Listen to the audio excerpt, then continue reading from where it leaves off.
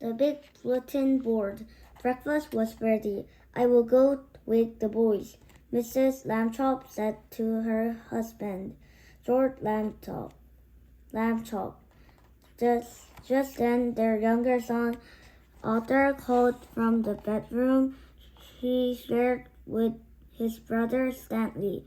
Hey, come and look. Hey, Mr. and Mrs. Lambchop were both very much in favor of politeness and careful speech. Hay is for horses, Arthur, not people, Mr. Lambchop said as they entered the bedroom. Try to remember that. Excuse me, Arthur said, but look.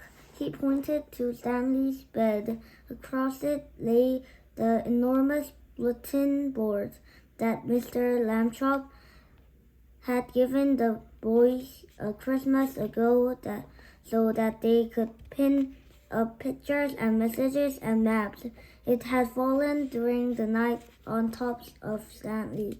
But Stanley was not hurt. In fact, he would still have been sleeping if he had not been woken by his brother's shout. What's going on here? He called out cheerfully from beneath the enormous board. Mr. and Mrs. Lambchop hurried to lift it from the bed. Heavens, said Mrs. Lambchop. Gosh, said Arthur. Stanley's flat as a pancake, said Mr. Lambchop.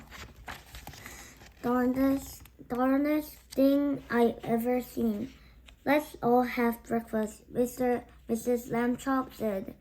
Then Stanley and I will go see Dr. Dan and hear what he has to say.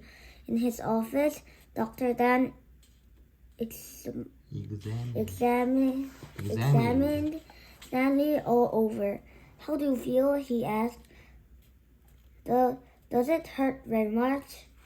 I felt sort of tickly for a while after I got up, Stanley Lambchop said, but I feel fine now. Well, that's mostly how it is with these cases, said Dr. Dan. Well, we'll just have to keep an eye on this young fellow, he said when he had finished the examination.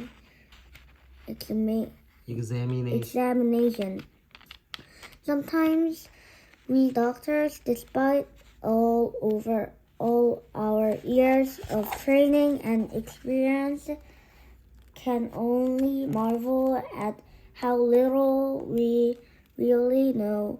Mrs. Lambchop said she thought Stanley's clothes would have to be altered by the tailor now, so Dr. Dan told his nurse to take Stanley's measurements. Mrs. Lambchop wrote them down. Stanley was 4 feet tall, about a foot wide, and half an inch thick.